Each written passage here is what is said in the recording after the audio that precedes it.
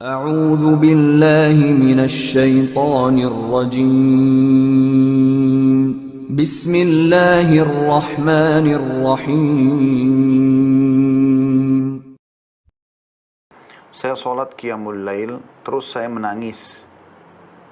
Keluar dalam kurung maaf air mata dan ingus. Bolehkah saya mengambil tisu agar tidak mengotori baju atau sejadah yang saya pakai? Jazakallah khairan. Tergantung bagaimana proses Anda mengambil tisu atau sapu tangan itu. Ya. Kalau Anda mengambil tisu dan sapu tangan itu dalam arti kata meninggalkan sejadah, pergi ke meja mengambil, maka ini tidak dianjurkan, bahkan tidak dibolehkan.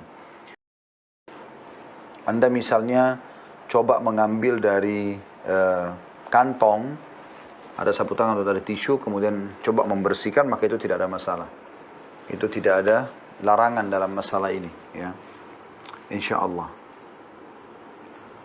Selanjutnya, Assalamualaikum warahmatullahi wabarakatuh. Mohon nasihat, saya seorang istri yang sedang berusaha mendekat diri kepada Allah. Setelah belajar ilmu syar'i, saya mulai memperbaiki cara pakaian dan tidak lagi berdandan atau tabarruj. Namun di sisi lain, semakin saya sederhana, suami saya semakin tak bisa menundukkan pandangannya. Suami selalu mencari celah untuk bisa melihat wanita yang tabarruj di sosial media, bahkan sambil berkomunikasi. Bagaimana solusinya, Ustaz? Jazakallah khairan. Saya melihat Anda mengimbangi masalah ini, ya. Dalam arti kata gini, dari sisi Anda dan dari sisi suami saya akan jawab. Dari sisi ibu, saran saya adalah bukan berarti Anda menggunakan hijab syar'i, kemudian lost control di situ. Dalam arti kata, di rumah pun tetap pakai hijab, kemudian sudah tidak lagi dandan depan suami, maka itu keliru. Justru Anda harus menunjukkan setelah Anda menggunakan hijab syar'i, kalau ketemu dengan yang bukan mahram, di depan suami Anda harus lebih baik daripada sebelumnya. Pakai pakaian-pakaian yang dia suka, maaf, yang terbuka, yang bisa menggoda dia, yang menghibur dia, warnanya, bentuknya, modelnya, segala macam. Begitu juga dengan bau badan, penampilan rambut. Ummahatil mukminin kalau mau ketemu dengan Nabi SAW, mereka menunjukkan yang terbaik, ya. Dalam sebuah riwayat disebutkan Aisyah radhiyallahu anha sering meletakkan wangi-wangian di rambutnya dan beliau membahasakan itu kalau ingin bertemu dengan Nabi SAW. Dan Nabi SAW sendiri setiap kali mau bertemu dengan para istri beliau selalu menggunakan siwak agar tidak ada bau badan, bau mulut maksudnya. Kemudian juga Nabi SAW selalu meletakkan serbuk yang wangi dari kepala beliau, dari daerah tepung beliau sampai ke kaki. Dan beliau menyuruh istri beliau untuk meletakkan, kecuali di kemaluan beliau meletakkan sendiri sallallahu alaihi wasallam. Jadi Anda harus mempertemukan antara tabarruj itu, tidak tabarruj di luar rumah, tentunya dengan dengan tetap harusnya bisa terjaga, ya, dalam rumah, dalam arti kata tetap kelihatan seksi, rapi, bersih, wangi di depan suami, karena itu bagian daripada syariat. Kata Nabi SAW, wanita ahli surga adalah wanita yang kalau kau lihat kepadanya kau akan senang. Kenapa? Karena penampilannya, pakaiannya, ya, bau wanginya dan seterusnya, tutur katanya yang santun. Dan kalau kau perintahkan dia patuh, serta kalau kau lagi tidak ada dia menjaga kehormatannya. Jadi ibu harus imbangi masalah itu dari sisi ibu, ya. Jadi coba ibu gunakan pakaian-pakaian yang terbaik. Ibu kan tahu, dan semua muslimah harusnya tahu, apa yang dijual oleh wanita-wanita pelacur di luar sana. Yang mereka jual adalah baju yang seksi, baju yang menarik bagi laki-laki, dengan warnanya, dengan modelnya, dan segala macam, coraknya. Kemudian dengan wanginya, dan dengan juga godaannya, tutur kata, dan segala macam. Seharusnya setiap istri harus jauh lebih hebat daripada itu. Karena mereka itu adalah perempuan yang melakukan perbuatan salah. Mereka meletakkan kecantikan, keindahan, wangi, segala macam, ya, bukan pada tempatnya. Kalau Anda di sini pada tempatnya. Karena banyak sekali di antara muslimah, justru mereka setelah sadar, setelah mereka tahu bahwasanya mereka tidak boleh tabarruj, ya, pamer-pamer aurat di luar rumah misalnya, maka mereka pakai hijab syar'i. Lalu kemudian mereka berubah di rumah pun begitu. Bahkan sampai di depan suaminya pun pakai jilbab. Bahkan tiba-tiba sudah tidak lagi menjaga dandanannya, wanginya, rambut yang indah dan segala macam. Ini keliru. Apa kata Nabi SAW kepada setiap laki-laki kalau baru pulang safar? Biasanya orang kalau datang safar mungkin ketemu istrinya, umumnya terjadi biologis. Maka apa yang Nabi SAW katakan? Janganlah seseorang di antara kalian kalau pulang ke rumahnya, pulang dari safar, dia langsung ke rumahnya sebelum dia memberitahukan kepada istrinya. Agar istrinya sempat apa? Ada dua di sini. Sempat menyisir rambutnya dan mencukur bulu kemaluannya atau membersihkan kemaluannya. Jadi ada hal yang diperintahkan di sini. Karena suami laki-laki itu suka melihat sesuatu yang indah dari pasangannya. Ya. Maka jangan sampai ibu terkalahkan dengan media itu. Media apa? Kalaupun dia lihat media, dia cuma melihat saja dan dia tidak bisa, mungkin interaksinya pun sangat terbatas. Tapi Anda di rumah, suami depan mata, Anda bisa melakukan banyak hal dengan suami gitu. Itu Anda, sambil Anda doakan. Ya. Yang kedua, buka dulu komunikasi dengan suami, kira-kira model baju apa yang dia suka, seperti apa yang dia suka, ibu tahu, ibu langsung lakukan. Ya. Kemudian Anda yang ketiga berdoa kepada Allah Subhanahu Wa Taala, doakan dia supaya dapat hidayah. Itu dari sisi Anda. Dari sisi suami harus bertakwa kepada Allah Subhanahu Wa Taala.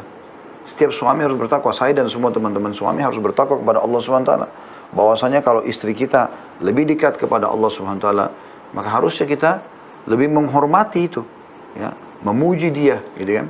Dan coba membantu membantu istri supaya bisa, ya, sampai pada tingkat di mana dia menjadi seorang istri yang baik semampunya. Kecuali kalau istrinya nusyud, tidak mau dengar, membangkang, buat konspirasi atau apa saja, maka itu lain, berbeda. Tapi kalau selama istri ingin mendekatkan diri kepada Allah Subhanahu Wa Taala dan itu bisa, maka kita harus bertakwa kepada Allah Subhanahu Wa Taala. Jangan buka pintu-pintu maksiat seperti ini. Dan ini tidak benar tentunya, ya. Maksudnya setiap suami bertakwa kepada Allah Subhanahu Wa Taala, jaga dirinya, jangan komunikasi dengan, ya, wanita-wanita yang tidak halal buat dia. Tentu ini demi kebaikan dia, dan semoga Allah memaafkan sesuatu yang sudah terjadi yang lalu. Assalamualaikum warahmatullahi wabarakatuh. Ustaz, saya Sultan. Apa hukum orang yang meremehkan atau tak menghargai orang tanpa menilai dirinya sendiri? Apa dalilnya? Serta bagaimana menyikapinya? Ini bukan bagian daripada sifat orang muslim. Seorang muslim itu justru harus menghormati orang lain. Ya, karena Nabi SAW mengatakan khairun nas anfa'um linnas. Manusia yang paling baik adalah manusia yang paling bermanfaat bagi orang lain. Jadi dia bermanfaat bagi orang lain. Dia bisa memberikan manfaat kepada orang lain, dalam arti kata dia tidak mengganggunya. Kalau tidak memberikan manfaat kan berarti tidak mengganggu, tidak menganggap remeh, tidak mencaci, tidak menyakiti. Kan begitu. Itu bagian daripada syariat. Dan juga Nabi SAW memotivasi agar seseorang itu mengejar pahala dari orang lain. Kata Nabi SAW kepada sahabat yang ada di depan beliau, menceritakan tentang kisah seseorang dulu sebelum kita yang turun ke sumur, kemudian minum air karena kehausan. Kemudian dia keluar dari sumur, dia temukan ada anjing yang kehausan, saking hausnya sampai lidahnya jatuh ke tanah, gitu kan. Maka pada saat itu pun dia berkata pada dirinya sendiri, si laki-laki ini, sesungguhnya anjing ini telah tertimpa haus sebagaimana yang menimpaku. Maka dia pun membuka satu sepatunya, diisi dengan air, kata Nabi SAW, lalu dia gigit sepatu itu dengan giginya. Kemudian dia manjat di dinding sumur itu untuk naik ke atas, lalu diberikanlah minum kepada anjing tersebut.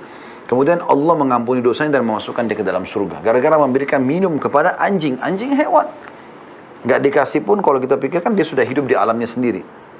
Maka seorang sahabat mengatakannya, ya Rasulullah, apakah di hewan juga kita bisa dapat pahala? Kata Nabi SAW, ingatlah, di setiap denyut nyawa, manusia, hewan, tumbuh-tumbuhan, semua ini ada pahala. Ada pahala. Kita disuruh memberikan manfaat kepada orang lain, bukan justru meremehkan, menjatuhkan, merusak nama baiknya dan segala macam. Apalagi mengambil haknya. Makanya Nabi SAW mengatakan dalam hadis lain riwayat Bukhari Muslim, kullu muslimin ada muslimin haram, damuhu wa maluhu wa irduh. Semua muslim terhadap muslim yang lain hukumnya haram, darahnya, hartanya dan juga kehormatannya. Ya. Jadi kalau ada orang seperti ini sifat buruk, semoga Allah berikan hidayah, ya. Dan saya sarankan Anda tidak berteman sama orang-orang yang seperti ini supaya jangan sampai kita terpengaruh, ya. Nah, Anda bisa nasihati, bagus. Di sini kan dikatakan bagaimana menyikapinya. Dalil sudah saya sebutkan tadi. Kalau menyikapinya adalah Anda coba berinteraksi secukupnya saja kalau diperlukan. Coba nasihatin dulu. Kalau nggak mau berubah, Anda interaksi secukupnya. Assalamualaikum warahmatullahi wabarakatuh. Zikir pagi petang itu maksudnya zikir setelah sholat subuh dan asar, ya? Ya, itu yang dimaksud. Anda lakukan setelah subuh dan setelah asar. Setelah Assalamualaikum warahmatullahi wabarakatuh. Ustaz, bolehkah mengisi waktu luang dengan membaca komik? Apakah haram Ustaz? Walau sesekali. Komik itu kisah kosong. Gitu kan? Untuk apa? Manfaatnya buat Anda apa? Bacalah sesuatu, terlalu banyak ilmu pengetahuan yang mesti Anda baca. Ilmu agama yang begitu luas, yang masih banyak belum Anda pelajari. Gitu kan? Kata sebagian ulama, ilmu agama kita bicara ilmu agama, belum kita bicara ilmu-ilmu dunia juga yang ada manfaatnya, kayak ilmu kedokteran, ilmu kesehatan, apalah segala macam ya. Tentang teknologi dan segala macam, masih banyak bisa Anda pelajari. Kata para ulama, ilmu agama itu, kalau kau memberikan seluruh umurmu, dari pertama kau lahir sampai kau mati, misalnya umur 70 tahun atau 80 tahun, maka dia tidak memberikan dari dirinya kecuali setengah saja. Bayangkan aja. Apalagi kalau Anda cuma belajar seminggu sekali, sebulan sekali, ya. Setiap hari saja kita dari bayi belajar sampai kita mati masih belum bisa mempelajari semua ilmu agama. Masih banyak yang bisa harus dipelajari. Kenapa harus baca komik? Komik apa manfaatnya? Kita harus selalu bertanya, manfaat apa yang saya dapatkan gitu. Kalau nggak ada manfaatnya untuk apa? Seperti itulah. Assalamualaikum warahmatullahi wabarakatuh. Ustaz, nenek ana sudah tua renta dan tidak sanggup berpuasa. Dan ini adalah Ramadan kedua dia tidak berpuasa. Sedangkan dia tidak mempunyai uang yang cukup untuk membayar fidyah. Dan anak-anak pun tidak bisa membantu beliau membayar fidyah karena merasa rata juga sama tidak kaya ya. Jadi solusinya apa Ustaz? Jazakallah khair. La yukallifullahu nafsan illa wus'aha. Allah tidak bebankan sesuatu yang melampaui kemampuan seseorang. Kalau betul-betul dia tidak mampu, ya sudah. Mau diapakan? Tinggal bertobat kepada Allah SWT. Allah lebih tahu antara dia sama Allah SWT. Makanya pernah ada sahabat, dia datang siang hari Ramadan, tiba-tiba dia mengatakan sambil dia ketakutan, ya Rasulullah, saya telah binasa. Kata Nabi SAW, kenapa kamu? Dia bilang, ya Rasulullah, saya baru gauli istri saya di siang hari Ramadan. Lalu Nabi SAW bilang, apa kau punya budak yang bisa kau bebaskan? Karena orang ini mau bertobat sekarang. Kata dia, tidak ada ya Rasulullah. Baik, apa kau bisa berpuasa 2 bulan berturut-turut? Dia mengatakan, tidak bisa ya Rasulullah. Apa kau bisa memberikan makan 60 orang miskin? Orang itu mengatakan, tidak bisa ya Rasulullah. Tidak mungkin, saya nggak punya itu. Nabi SAW diam sejenak. Rupanya ada seseorang datang membawa satu keranjang besar, isinya kurma semua. Kemudian memberikan kepada Nabi SAW. Nabi suka sekali memberi, apalagi di Ramadan. Dalam hadis-hadis yang banyak disebutkan oleh para sahabat, Nabi SAW sangat sangat dermawan ya, di Ramadan. Di luar Ramadan pun iya, tapi di Ramadan lebih lagi. Bahkan mengalahkan angin yang bertiup dengan kencang. Maka beliau mengatakan, mana tadi orang yang bertanya? Angkat tangan orang itu. Saya Rasulullah. Kata Nabi SAW, ambil keranjang ini, sedekahkan. Maksudnya supaya bersih terhadap perbuatanmu itu. Maka menjawab orang tersebut. Dia mengatakan, ya Rasulullah, demi Allah tidak ada orang di antara 2 gunungnya Madinah ini yang lebih miskin daripada saya. Maksudnya, saya lebih berhak makan daripada saya kasih orang. Saya orang miskin. Maka Nabi SAW tertawa sampai urat leher beliau terlihat. Lalu beliau mengatakan, bawa pulanglah dan makanlah dengan keluargamu. Artinya, tidak ada beban kalau tidak mampu. Gitu kan? Seperti itulah. Tapi kalau ada yang mampu, dia bisa bayar. Kalau dia tidak mampu, kerabatnya seterusnya bisa membayarkan untuk dia fidyahnya. Assalamualaikum warahmatullahi wabarakatuh. Ustaz, apakah pada masa pandemi plus Ramadan saat ini boleh mengubah satu ruangan di rumah untuk difungsikan sebagai masjid atau musola agar bisa mengejar keutamaan sholat syuruk selama pandemi dan Ramadan saja, dan setelah selesai semoga segera Allah hilangkan kembali menjadi ruangan biasa, dan apakah apa saja hukum yang berlaku jika dibolehkan? Jazakallah khair. Setahu saya kalau memang mau diubah ya ubah sekaligus, tidak boleh lagi diganti menjadi kamar nantinya. Misal gini, Anda punya tanah 1000 meter, rumah lah, anggap rumah 1000 meter. Terus Anda patok di depan sekali 10 kali 10 meter, 100 meter, masih ada 900 meter sama Anda, itu Anda ubah menjadi masjid, musola. Siapa yang mau sholat silakan. Memang diwakafin karena Allah. Dan ada pintu akses langsung ke jalan raya misalnya, gitu kan. Di situ Anda gunakan, maka Anda niatkan untuk itu, nggak ada masalah, itu boleh saja. Dipakai pandemi atau tidak pandemi, gitu kan. Tapi kalau hanya untuk sementara, jangan. Ya. Jangan diubah seperti itu, dijadikan sebagai bahan cuma sementara saja masjid. Tidak pernah saya dengar ada masjid dibangun sementara. Ya. Semasa waktu sebentar kemudian langsung dikembalikan. Kecuali memang dalam keadaan darurat, misalnya Anda pergi ke satu daerah, ya, di pulau di mana bertugas perusahaan, tidak ada sama sekali musola di sana. Anda buat di situ, nanti perusahaan itu juga akan membongkar kembali bangunan-bangunannya setelah 3 tahun, 4 tahun dari proyek itu. Maka itu berbeda kasusnya. Tapi kalau ini kan di rumah, ada masjid juga dekat rumah gitu. Maka sebagian jangan. Dan waktu syuruk tidak usah khawatir, Anda akan dapat kalau memang Anda selalu melakukannya selama ini. Kalau Anda lakukan di masjid selama ini, maka tetap Anda akan dapat pahalanya insya Allah. Assalamualaikum warahmatullahi wabarakatuh. Berapa umur laki-laki yang dianjurkan menikah? Selama dia ba'ah atau mampu. Kata Nabi SAW, ya ma'syarasy syabab, wahai sekalian anak-anak muda. Ini dipanggil orang mulai balik sampai umur 40 tahun, kata sebagian ulama. Man istata'a minkumul ba'a falyatazawwaj. Siapa yang sudah mampu untuk menikah, maka dia harusnya menikah. Fa innahu aghaddu lil basar wa ahsanu lil farj. Karena dia lebih mudah menjaga kehormatan mata supaya tidak lihat yang haram, dan menjaga juga kesucian kemaluan. Wa man lam yastati', dan siapa yang belum mampu menikah, fa alaihi bis-shaum, maka dia harusnya berpuasa. Fa innahu lahu wija. Karena itu akan jadi tameng, penghalang dia terjerumus dalam kesalahan. Seperti itulah. Jadi makna al-ba'ah, kata sebagian ulama, adalah kemampuan, kalau itu dilarikan ke laki-laki, dia sudah mampu untuk melakukan biologis, ya, menumpahkan spermanya di rahim wanita, dan itu semua fitrah alami, orang bisa melakukannya, walaupun dia tidak belajar secara khusus. Kemudian dia siap untuk memberikan nafkah istrinya mulai hari itu, setelah akad nikah. Dan kalau punya anak, dia juga menafkahi anaknya, semampu dia. Dia cuma mampu beli makanan sebungkus, ya sudah sebungkus dia makan sama-sama. Dianggap dia sudah ba'ah.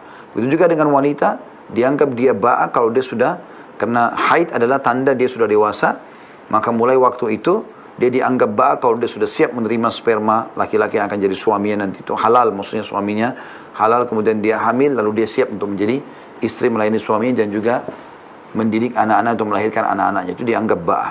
Jadi setahu saya tidak ada batas umur khusus masalah ini. Assalamualaikum warahmatullahi wabarakatuh. Saya punya utang 500 rupiah ke warung dulu, tapi sekarang udah nggak ada warungnya. Saya mau bayarnya gimana Ustaz? Apa boleh bayar ke kotak amal musola tapi niatnya mau bayar utang? Boleh, tapi tentu untuk faedahnya akan diberikan kepada orang yang punya piutang tadi, ya. Assalamualaikum warahmatullahi wabarakatuh. Ustaz, afwan, saya sampai saat ini belum juga menikah di usia saya yang 30 tahun. Apa ada amalan atau doa khusus supaya bisa diberikan kemudahan jalan dalam mendapatkan jodoh? Jazakallah khair. Kalau doa anda bicara dengan Tuhan anda Allah SWT, langsung sampaikan baik-baik. Dan jangan berhenti sampai jodoh anda datang.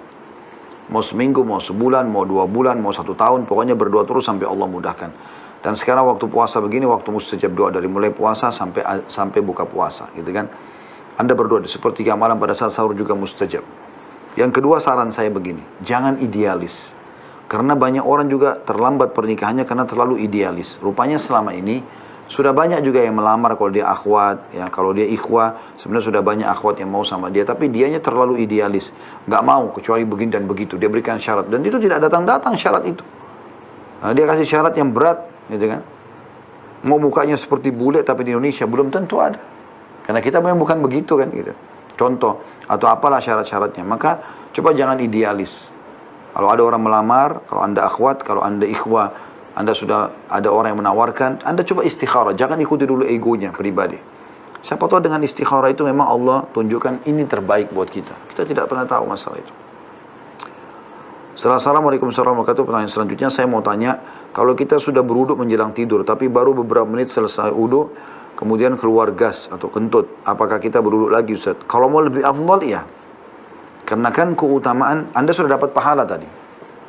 Sesuai dengan niat anda itu dan anda sudah laksanakan. Tapi kalau keutamaan anda tidur dalam keadaan berwudu, nanti kalau dalam keadaan tidur itu keluar angin tuh kita tidak sadar itu lain. Yang jelas kita memang tidur dalam keadaan berwudu maka mendapatkan keutamaan hadis yang Allah SWT titipkan malaikat, kemudian malaikat itu terus mendoakan dia setiap kali dia balik kiri dan kanan. Assalamualaikum warahmatullahi wabarakatuh. Salat tarawih paling sedikit berapa rakaat? Karena saya mau ngajarin anak saya yang umur 7 tahun bertahap, tapi dia kecapean kalau langsung banyak. Syukran Ustaz. Minimal 2 rakaat. Minimal 2 rakaat. Dia seperti sama dengan salat malam. Minimal 2 rakaat. Assalamualaikum warahmatullahi wabarakatuh. Semoga Ustaz dan kita semua dirahmati Allah SWT. Saya ingin bertanya Ustaz, qadarullah, saya seorang PNS di lingkungan kerja banyak kebiasaan yang sekarang saya tahu itu haram. Seperti menerima hadiah, dalam kurung bahkan meminta dan memalsukan bil hotel, serta transportasi saat melakukan perjalanan dinas. Karena bekerja dalam tim. Terkadang saya ikut terseret ke dalamnya. Karena termasuk tupoksi, beban. Atau beban kerja saya. Selama ini saya selalu sedekahkan semua penghasilan dari kegiatan tersebut. Pertanyaan saya Ustaz, apakah saya cukup melepaskan diri dari penghasilan tersebut atau saya harus menolak pekerjaan itu dari awal? Jazakallah khair. Kalau Anda tidak menolak dari awal, maka ini akan menjadi masalah baru buat Anda. Karena itu kemungkaran. Seakan-akan Anda tahu kemungkaran tapi dibiarkan. Akhi dan ukhti yang bertanya, saya tidak tahu ini laki-laki atau perempuan, tapi yakinlah. Siapa pemberi rezeki? Allah. Siapa yang menciptakan langit dan bumi? Allah. Siapa yang menggantikan siang dan malam? Allah. Anda seorang muslim tahu masalah itu.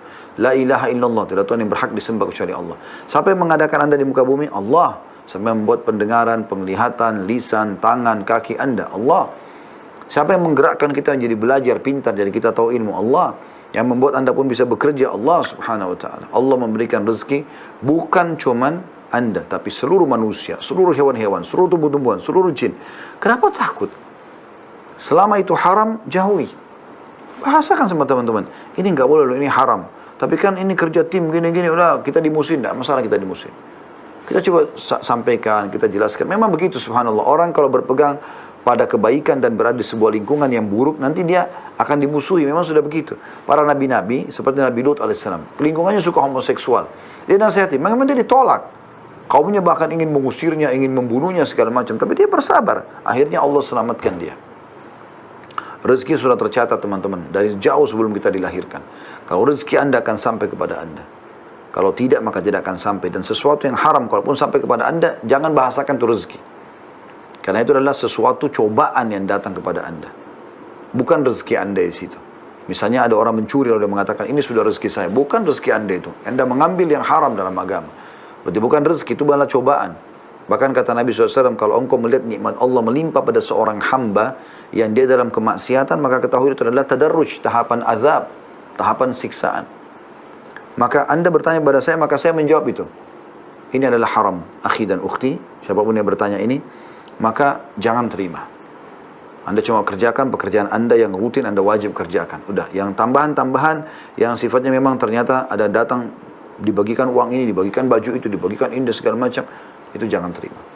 Seperti ini juga, ini menipu pemerintah. Kenapa mau menipu? Kenapa harus membuat bil hotel palsu, perjalanan palsu, ini semua pendapatan haram. Saya sarankan Anda yang bertanya ini, kembali ke ceramah kami di YouTube, ada akibat pendapatan haram. Saya bedah sebuah buku kecil, sangat bagus buku itu, subhanallah. Sudah 2 kali atau 3 kali saya bedah buku itu. Ini teman-teman bisa ikutin insya Allah dan coba sebarluaskan, kasih ke teman-teman yang lain. Apalagi Ramadan, mudah-mudahan hati mereka lebih lunak bisa menerima masukan. Ya, seperti itulah.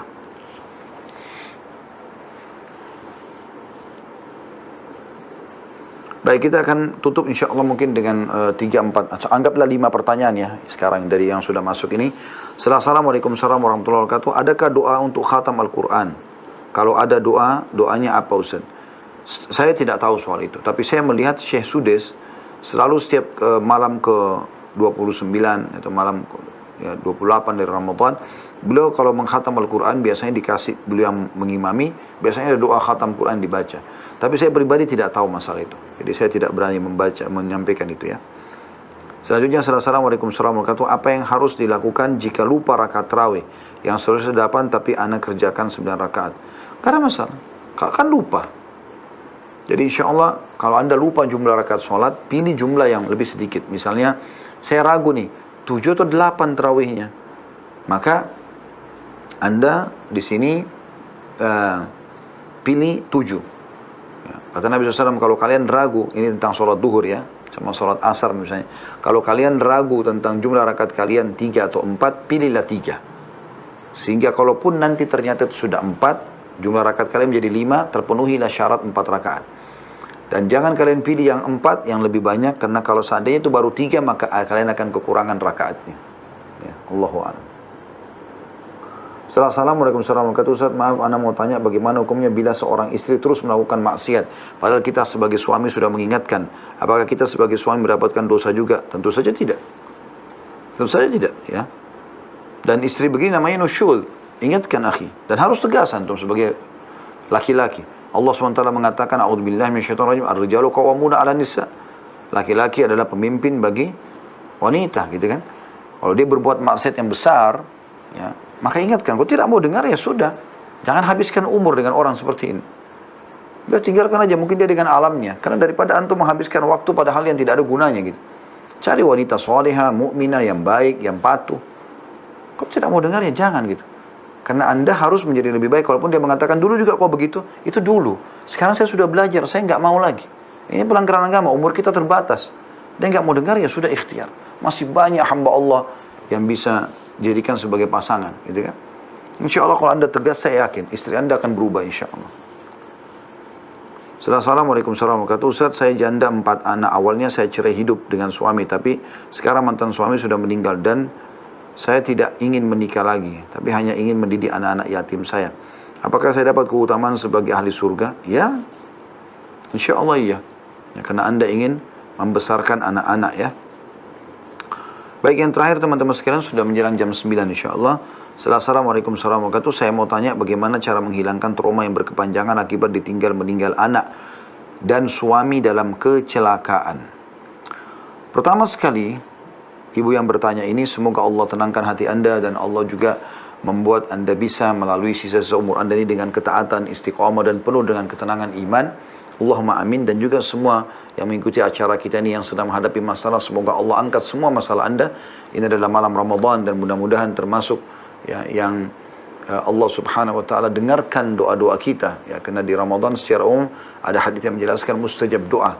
Ada juga mengkhususkan masalah puasa, tapi umumnya Ramadan disebutkan juga masalah itu dalam beberapa riwayat. Yang pertama sekali ibu, saya nasihatin Anda, Allahu a'lam, anak dan suami ibu meninggal bukan karena kecelakaan, tapi karena ajal mereka datang. Itu dulu tanamkan baik-baik. Nah, itu prinsip dasar akidah seorang muslim. Artinya di detik itu, di waktu itu, di tempat itu mereka akan meninggal walaupun tidak kecelakaan. Andai saja tidak terjadi kecelakaan, mereka juga akan mati di situ di waktu itu. Ya. Kecelakaan itu hanya proses sebab saja, gitu kan. Pernah ada seorang saleh, orang ini lagi makan di kemahnya, namanya Abdullah. Kemudian datang seseorang dari kejauhan waktu dia lagi makan, dia lagi suap bismillah, makan dengan tangan kanannya, lagi mengunyah, tiba-tiba ada orang dari kejauhan dengan kecepatan tinggi kudanya, debu sampai berterbangan, langsung buka pintu kemahnya lalu teriak, wahai Abdullah, anakmu baru meninggal ditusuk orang. Naudzubillah, kita mungkin seorang ayah yang sejati, seorang ibu, ya, yang sejati pasti kalau dengar anaknya dibunuh kaget, gitu kan. Tapi subhanallah, tiba-tiba Abdullah ini dengan sangat tenang memberhentikan mulutnya, kunyahan mulutnya, lalu dia mengatakan, inna lillahi wa inna ilaihi raji'un. Kami milik Allah, kami akan kembali kepada Allah. Begitu bahasanya. Dan kemudian dia kembali mengunyah makanan, seperti tidak mendengarkan berita kematian anaknya. Yang bawa berita penasaran, lihat orang ini kok enggak berkeming sedikit pun. Lalu dia mengatakan, wahai Abdullah, anakmu baru mati ditusuk orang. Dia berhenti lagi kunyah, lalu dia mengatakan, inna lillahi wa inna ilaihi raji'un. Lalu dia kunyah lagi makanannya. Orang ini kena penasaran, yang bawa berita lalu mengulangi ketiga kali mengatakan, wahai Abdullah, saya melihat dengan mata kepala saya, ada orang pegang pisau, tusuk dada anakmu, mati, tumpah darahnya. Abdullah sama saja. Inna lillahi wa inna ilaihi raji'un. Lalu kembali mengunyah makanan. Orang ini lalu mengatakan, wahai Abdullah, saya mau tahu, kenapa anda tidak berkeming sedikit pun ini? Anak anda mati ditusuk orang. Abdullah mengatakan, duduklah sebentar. Jadi anaknya mati, dia masih bisa menasihatin orang ini, duduklah sebentar. Lalu dia mulai membuka nasihatnya, dia mengatakan, ketahuilah, anak saya mati itu bukan karena tusukan orang itu, tapi anak saya mati karena ajalnya sudah datang. Kalau ajalnya belum datang, biar dia ditusuk oleh 1000 orang, dia tidak akan mati. Yang lain, yang kedua adalah, mungkin yang kau harapkan adalah saya panik, kemudian saya bongkar makanan ini dan saya buang. Lalu saya urus dan saya cari pembunuh anak saya, kemudian saya membalas dendam. Kata orang yang bawa berita, iya benar. Dia bilang, ketahuilah, makanan ini adalah punya hak, ini rezeki dari Allah. Saya nggak boleh membuangnya seperti yang anda bayangkan. Kalau saya buang berarti mubadzir, dan mubadzir adalah saudara syaitan. Allah berfirman, innal mubadzirina kanu ikhwana syaitin. Wa kana syaitanu rabbihi kafura. Sesungguhnya orang mubadzir membuang-buang makanan itu adalah saudara syaitan, dan syaitan kufur kepada Tuhannya. Kemudian kalau saya balas dendam, apa manfaatnya saya balas dendam? Kalau saya juga pergi dan membunuh orang yang membunuh anak saya, maka dia berdosa, saya juga berdosa. Tapi saya akan kembalikan kepada wali, nanti wali yang urus masalah itu. Seperti itulah. Maka saya akan makan dulu ini, makanan, kemudian baru saya urus jenazah anak saya. Begitu luar biasanya orang mukmin yang memahaminya. Qul la yusibana illa ma kataballahu lana. Semua yang terjadi di muka bumi ini, semuanya terjadi karena Allah telah menakdirkannya. Jadi, itu prinsip dasar. Ini ibu fahami dulu nih. Yang kedua, ibu fahami baik-baik, renungi supaya traumanya hilang. Suami ibu dan anak ibu tidak hilang. Keliru kalau ada orang mengatakan orang mati itu hilang. Keliru. Mati itu, teman-teman sekalian, adalah sebuah pintu yang kita akan pindah kepada kehidupan abadi. Kita akan pindah ke sana. Semuanya. Sekarang, kemarin-kemarin, suami dan anak ibu. Besok ibu lusa, ataupun besok atau lusa ibu akan nyusul. Orang mukmin tahu itu. Bahkan dunia ini bagi kita adalah tempat lewat saja. Nabi SAW selalu mengingatkan masalah itu. Perumpamaan dunia ini dibandingkan dengan akhirat hanya seperti jari telunjuk kalian yang kalian celupkan di bumi. Lalu kalian angkat. Lihatlah berapa tetes air yang tersisa. Jadi tetes itu adalah bumi, dunia ini, dan lautan yang luas itu adalah akhirat. Kata Nabi SAW kepada seorang sahabat, apa makanan dan minumanmu? Dia mengatakan daging dan susu. Kata Nabi SAW, lalu jadi apa setelah itu? Kata sahabat itu, jadi yang anda sudah tahu ya Rasulullah. Jadi kotoran maksudnya. Kata Nabi SAW, Allah menjadikan perumpamaan dunia ini seperti kotoran yang keluar dari anak manusia. Atau anak Adam. Kata Syekh Utsaimin rahimahullah, dunia ini hanya seperti WC bagi kaum muslimin. Mereka masuk dan mereka selesaikan hajat, lalu kemudian mereka pulang. Jadi kita pergi. Akhirat adalah kehidupan kita. Makanya para sahabat kalau mau meninggal, mereka saling datang dan memotivasi, mengatakan berita gembira buat kalian. Orang mau mati dibilang berita gembira. Lah iya, karena sebentar lagi kau akan ketemu dengan Allah, ketemu dengan Rasulullah SAW, melihat surgamu, bertemu dengan orang-orang soleh. Semua akan kita ketemu, bukan cuma suami dan anak ibu, tapi ibu akan ketemu dengan ayah, ibu, ya kalaupun sudah meninggal, kakek, nenek, yang kesekian keturunan kita yang pertampakan, kita ketemu dengan nabi-nabi, termasuk Nabi Adam alaihissalam. Kita akan ketemu semuanya. Jadi mereka tidak hilang, Bu. Mereka hanya pindah alam. Kita pun semua akan ke sana. Gitu kan? Kemudian yang ketiga, kalau anda cinta dan sayang kepada suami dan anak, beramal soleh lah buat mereka. Karena ini perintah. Berdoa, bersedekah. Ya. Seperti itu. Jadi harus anda lakukan kebaikan-kebaikan buat mereka. Dan yang keempat, isilah sisa umur anda justru dengan kesolehan. Sebelum datang ajal seperti mereka. Karena kita tidak pernah tahu ajal kapan datang. Sholatlah, ibadahlah. Sekarang anda bertanya masih Ramadan, berpuasalah. Ya. Kita akan insya Allah dengan amal-amal soleh kita, dan kita juga bisa bersedekah buat suami, buat anak yang sudah meninggal. Kita bisa mendoakan, akan sampai kepada mereka. Ya, gitu. Maka maksimalkan waktu anda untuk ibadah kepada Allah SWT, dan itu yang terbaik. Allahu a'lam. Begitu saja teman-teman sekalian, acara kita sudah kurang lebih jam 21 lewat 5 menit. Ya. Dan mudah-mudahan teman-teman sudah bisa mengambil manfaat. Dan mohon maaf bagi yang belum sempat saya jawab pertanyaannya. Kita akan ketemu lagi insya Allah esok hari di jam 16.30 waktu Indonesia Barat insya Allah, di acara kita dahsyatnya Ramadan sesi 3 ya, insya Allah. Dan kemudian malam harinya seperti ini setelah tarawih kita akan buka sesi tanya jawab. Mudah-mudahan teman-teman mengambil manfaat. Jangan lupa teman-teman sekalian, selalu di Instagram dan Facebook Anda boleh atau selalu follow kami dan ajak teman-teman kerabat untuk mengikuti, sama-sama kita besarkan channel ini. Dan Anda insya Allah punya andil dalam pahala. Juga teman-teman di YouTube ya, kami sudah mengadakan survei. Cukup banyak di antara Anda yang nonton tapi Anda belum subscribe ya, sampai bahkan mencapai ya, ratusan ribu orang yang belum mensubscribe. Dan itu sayang sekali. Dengan subscribe sebenarnya Anda juga sudah memberikan dukungan kepada channel dakwah ini. Dan juga saya mengajak teman-teman, bahkan ini lebih saya prioritaskan, dahulukan bahkan itu daripada channel kami. Semua channel dakwah dukung semua kebaikan-kebaikan, dukung bahkan lebih daripada channel kami kalau perlu ya. Yang penting semua kebaikan agar Anda bisa mendapatkan pahala mereka. Anda tidak butuh mempelajari secara khusus ilmu seperti para ulama dan para dai kita miliki, tapi Anda bisa dapat pahala yang sama hanya dengan memberikan dukungan-dukungan saja. Karena Nabi SAW sudah mengatakan, siapa yang menunjukkan pada kebaikan dia akan dapat pahala seperti orang yang mengikutinya tanpa dikurangi sedikit pun dari pahala orang yang mengikutinya itu. Jazakumullah khairan. Semoga amal ibadah kita diterima oleh Allah SWT, dan semoga Allah panjangkan umur kita dalam ketaatan dan keimanan insyaAllah. Dan Allah tutup dengan husnul khatimah. Subhanakallahumma bihamdika asyhadu an la ilaha illa anta astaghfiruka wa atubu ilaik. Assalamualaikum warahmatullahi wabarakatuh.